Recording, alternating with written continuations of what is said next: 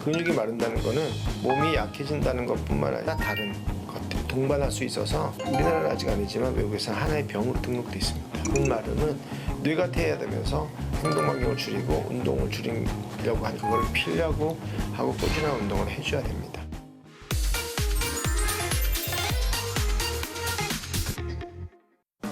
안녕하세요. 의사들과 대화하는 여자 의대녀 이진입니다. 오늘도 통증 박사 안강 원장님과 함께 통증에서 벗어나는 방법 알아볼게요. 안녕하세요. 안녕하세요. 예.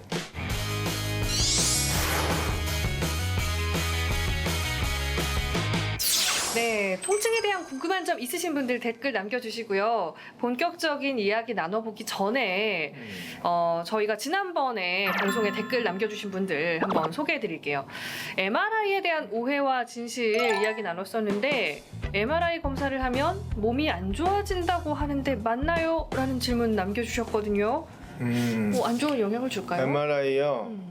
자 보세요. MRI가 위험한 건 세 가지예요. 네. 하나는 그 몸에 금속을 차고 들어갔을 때, 혹은 몸에 수술하거나 이럴 때 금속 같은 걸로 이렇게 묶은 거, 그런 경우에 있어서는 자기장, 강력한 자극장애에서 몸에 손상을 줄 수가 있어요. 네. 그건 위험한 거고요. 두 번째는 이게 MRI 안에가 굉장히 시끄러워요. 그래서 자기가 MRI 들어갈 때 혹시 실수로 귀마개 같은 게 빠지거나 이런 헤드셋 같은 게 저대로 되지 않으면 네. 청력에 손상을 가져올 수도 있어요. 너무 시끄러우니까. 그런 거가 좀 두 번째로 위험한 거고, 그 다음에 열이 좀 발생합니다. 기계 안에서. 그래서 너무 오래 찍거나 한 군데 집중하게 되면서 열이 발생할 수 있는데, 이걸로 인해서 화상 같은 게 가능은 하지만 저는 아직까지 그런 걸 경험해 본 적은 없습니다. 예. 그 방사선이 뭐 있지 않나 이런 얘기가 있는데 전혀 상관이 없겠죠. 전혀 상관없죠. 네. 예, 그러면 이제 자기장을 이용하는 게 맞는 네, 거고요. 네, 예, 이렇게 통증에 대한 궁금한 점 있으신 분들 댓글 남겨주시면 네. 앞으로 저희가 속 네. 시원하게 답변 남겨드릴게요. 자, 오늘 이 시간은요 근육 마름에 대한 이야기 나눠볼 텐데요. 네. 건강하고 행복한 노후를 위해서는 재테크도 중요하지만 근테크를 잘해야 된다 이런 말 있잖아요. 네네네.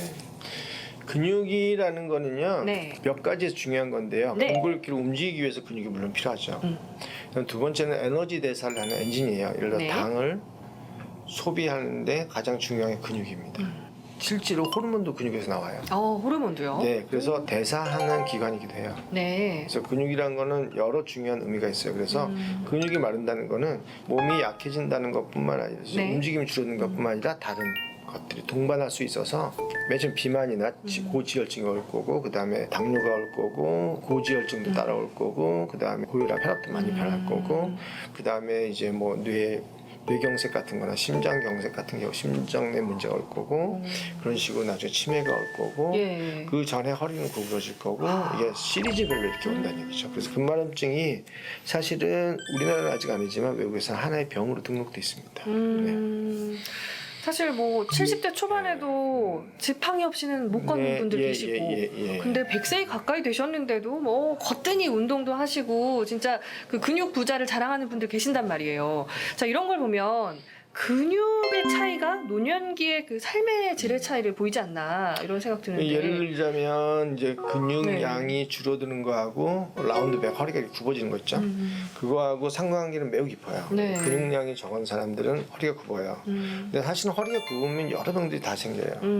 그래서 근데 이제 혹시나 허리가 굽는 거를 수술로 고친다고 혹시 그런 생각을 하시는 분들이 있으면 네. 그거는 100% 실패되는 걸 꼭 기억하셔야 됩니다. 수술로 안 되는. 네, 그래서 그 여러 가지 수술에 대한 거 있어 왔지만 네. 실제로 좋은 결과가 없고 장기적으로는 반드시 손해이기 때문에 네. 그것은 다시 한번 꼼꼼하게 생겨야 됩니다. 이거를 굽어진 허리를 수술로 편다, 이거는 정말 많이 생각을 해봐야 됩니다. 근데 사실 근육 마름이라 하면 자연스러운 노화 현상이라고 여길 수 있잖아요. 근데 지금은 이게 질환으로 인식이 된단 말이에요.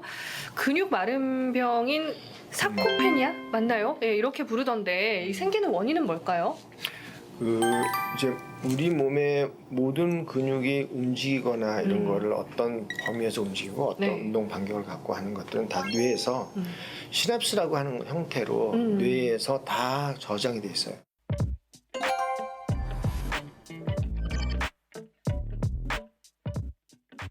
그래서 이런 시냅스라는 게 이제 조금씩 퇴화하고 없어지면은 움직임 자체는 달라져요. 좀 일반적으로 줄어들어요. 그래서 이게 예를 들어서 보폭을 이제 점점 나이가 들면서 시냅스가 줄으면 좁히려 그래요. 근데 아시다시피 이제 이 시냅스라고 하는 건 새롭게 생기는 거거든요, 항상. 그러니까 우리가 그걸 생기고자 하면 얼마든지 생길 수 있어요. 네. 예를 들자면 보폭이 하나만 커져도 한 10cm만 커져도 여러 심장뿐만 아니라 근육 마름이 상당히 많이 예방돼요.